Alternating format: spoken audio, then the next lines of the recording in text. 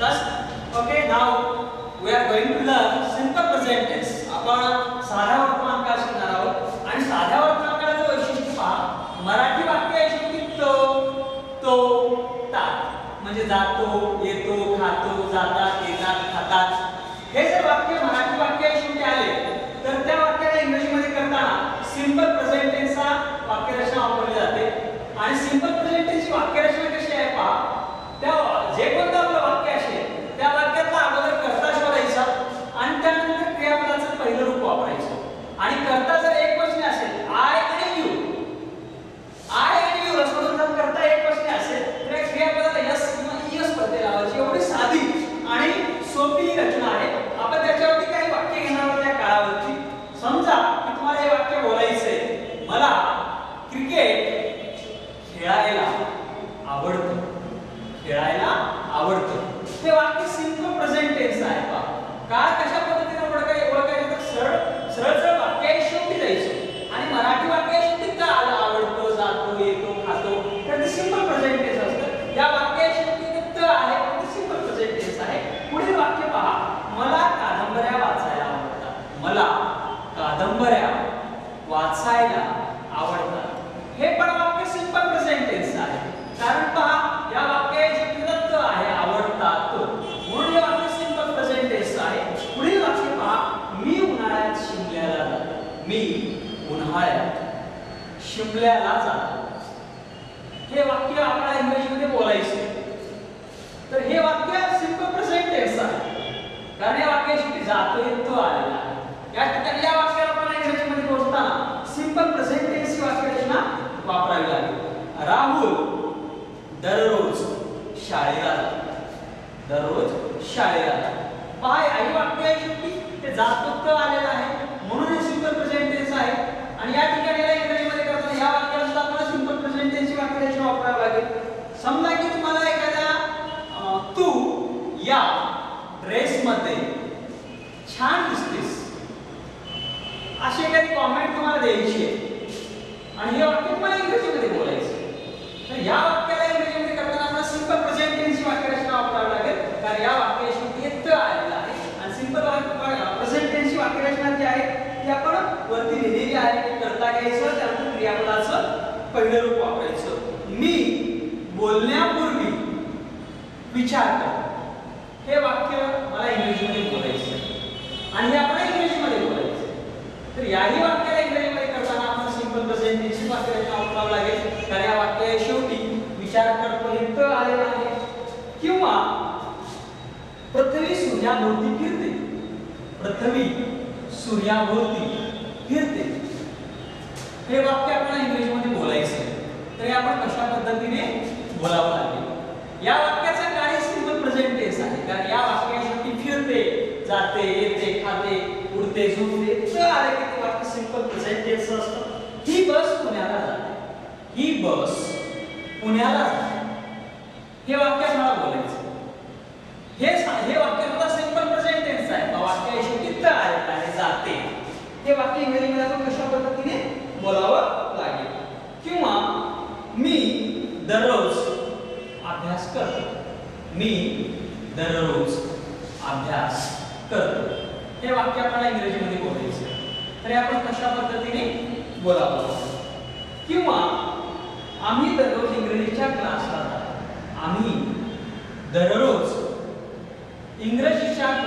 जातो. हे वाक्य आपल्याला इंग्रजीमध्ये बोलायचं.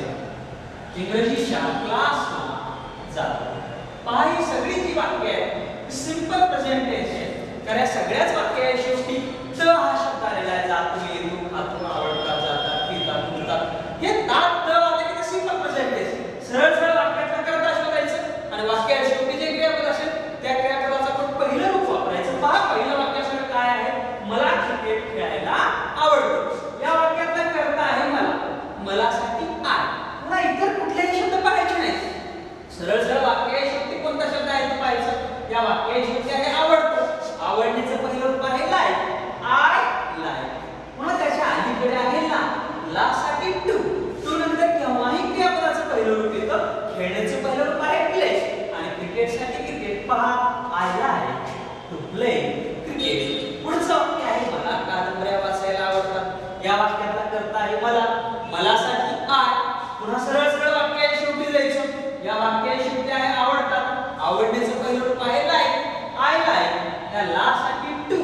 वाचण्याचं पहिलं रूप आहे रीड आणि कादंबऱ्यासाठी नॉवेल्स.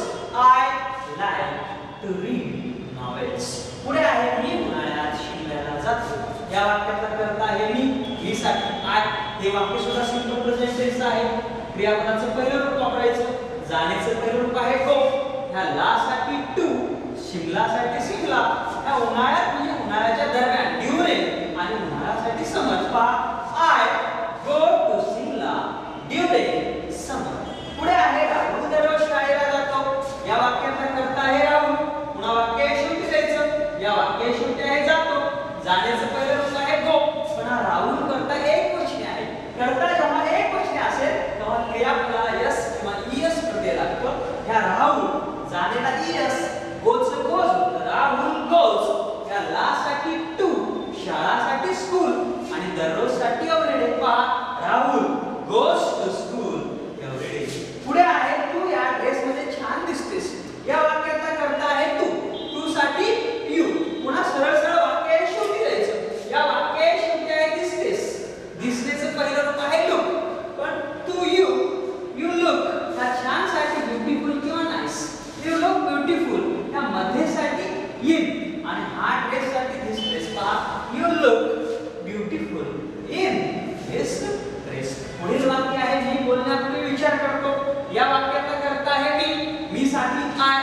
पुन्हा वाक्य शेवटी द्यायचं आणि मराठी वाक्य शेवटी तर आलं विचार करतो, जातो, येतो, खातो. सिंपल प्रेझेंट टेन्स असतं. क्रियापदाचं पहिलं रूप वापरतो.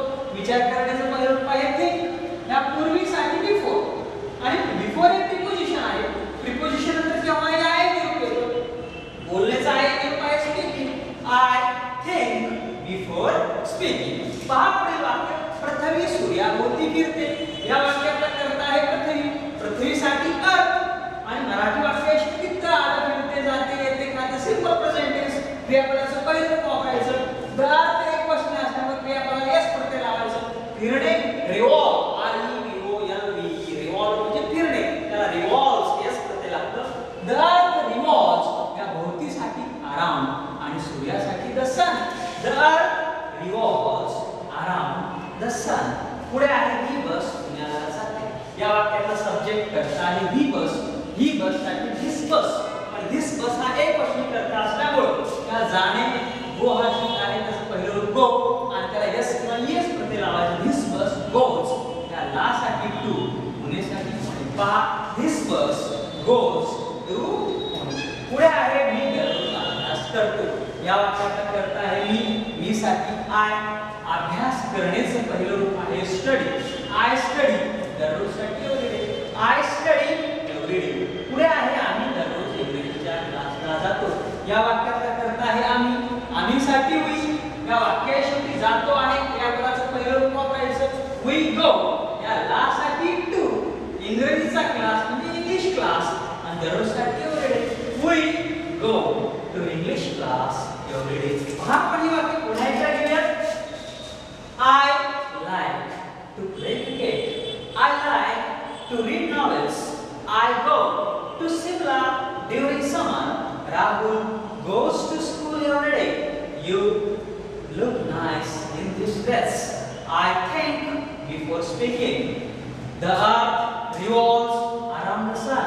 This bus goes to Pune. I study every day. We go to English class every day. तेवढी सोपी. इथे टेन्स वाक्य म्हणजे सिंपल प्रेझेंट टेन्स आहे. त्याची वाक्यरचना इम्प्लिमेंट आहे आणि या वाक्याच्या खाली जे 1 2 3 आहे ती रिव्हर्स न्यूमरिकल मेथड. ही दोन्ही या ठिकाणी इम्प्लिमेंट केलेली आहे आणि ही जी रिव्हर्स न्यूमरिकल मेथड ही जी मी स्वतः डेव्हलप केलेली आहे. या डेव्हलप केलेल्या नवीन पद्धतीवरती मी स्वतः एक छोटंसं पुस्तक लिहिलेलं आहे ज्याचं नाव ST challenge to speak English आहे. याचे जे पहिले 2 पेजेस आहेत त्या पुस्तकाचे, या पहिल्या 2 पेजेसमध्ये हे जे वाक्याचे काही नंबर टाकलेले आहेत 1 2 3 4 आणि या कंसामध्ये क्रियापदाचं रूप वगैरे दिलेलं आहे. हे नंबर कसे टाकायचे, हे कशा पद्धतीने टाकायचे, अडचणी कुठे येतात हे नंबर टाकताना, म्हणजे सगळे एक 7-8 नियम पहिल्या 2 पेजेसवरती दिलेले आहेत. त्यानंतर इंग्रजीमध्ये सगळ्यात महत्त्वाचा असतो टेन्स. मराठी वाक्यात शेवटी कोणता शब्द आला, जातो, येतो, खातो, पितो हे शब्द आले तिथे सिंपल प्रेझेंट टेन्स असतो. क्रियापदाचं पहिलं रूप वापरायचं. हे जे शॉर्ट मध्ये प्रत्येक काळाच्या ठिकाणी शॉर्ट मध्ये दिलेलं आहे. त्यानंतर प्रत्येक काळावरची अशी 10-12 वाक्ये अशी मराठीमध्ये नंबर सांगता